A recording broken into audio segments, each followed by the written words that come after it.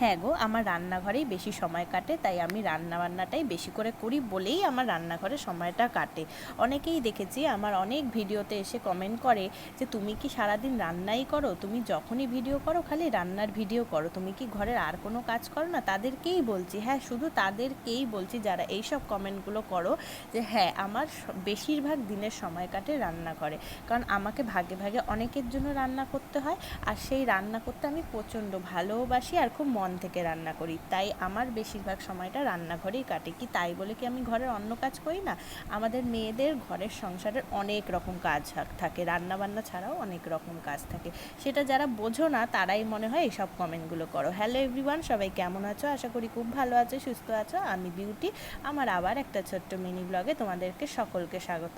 এই কথাগুলো আমি দেখেছি অনেকেই, মেয়েরাই বলে না যে মেয়েরাই মেয়েদের শত্রু হয়, মেয়েরাই এইসব কথাগুলো আমার অনেক ভিডিওতে আমি দেখেছি এই কথাগুলো বলে, তাই আজকে তাদের উদ্দেশ্যেই কিন্তু কথাটা বললাম। তো চলো সেই সব বাদ দিয়ে আজকে রান্না করেছি কী কী সেগুলো তো আমি বলবোই, সে কারো খারাপ লাগুক আর না লাগুক সেটা হচ্ছে পরের কথা। আজকে লোটে মাছ করেছিলাম, যেহেতু আজকে বোসবাবু বাড়ি ছিল, বেশি করে লোটে মাছে নিয়ে এসেছিলো। তো লোটে মাছটা রান্না করতে করতেই আজকে আমি যেই দিদির কাছ থেকে বাসন রাখি মাঝে মাঝেই, জামা কাপড় দিয়ে হোক কি টাকা দিয়েই হোক, সেই দিদি এসেছিলো। কোনো রকম বাসন কিছুই রাখিনি, তা সে তাকে খালি হাতে ফেরত দিয়ে দেবো, তাই একটা ছোট্ট ঝুড়ি মতো রেখেছিলাম। ঝুড়িটা কেমন হয়েছে জানিও, কিন্তু সেই ঝুড়িতে কী রাখবো আমি কিন্তু এখনও ঠিক করে উঠতে পারিনি, কিন্তু রেখে তো নিয়েছি। আর এইদিকে সেই সব করে কাজ করে নিয়েই কিন্তু আবার এইদিকে কাতলা মাছ রান্না করতে বসিয়ে দিয়েছি। আজকে মাছটা আমার ছেলে না মাছটা তো খুব ভালো খায় না, তাই ওর জন্য ভাজা মাছ তুলে রেখেছি, আর আমাদের মতো একটুখানি ঝোল করে নিচ্ছি। এই যা যা হয় বেসিক যেসব মশলাগুলো, সেই মশলাগুলোকেই এখন কষাচ্ছি।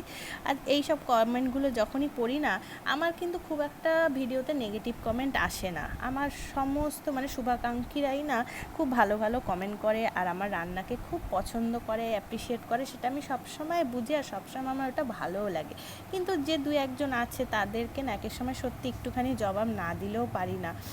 তারা কীভাবে, তারা যারা বাইরে কাজ করে তারাও কিন্তু ঘর সংসার সামলেই কিন্তু তারাও বাইরে যায় কাজ করতে, রোজগার করতে, তাই রান্না বান্নাটা আমাদের করতেই হয়। আজকের মতো তো রান্না কমপ্লিট, আর কি দেখাবো। সবাই খুব ভালো থেকো, সুস্থ থেকো। আর এখন এই যে রান্নাঘরটা এখন পরিষ্কার করলেই কিন্তু সমস্ত কিছু হয়ে যাবে, সবাইকে খেতে দেবো। আজকের মতো আসি, টাটা।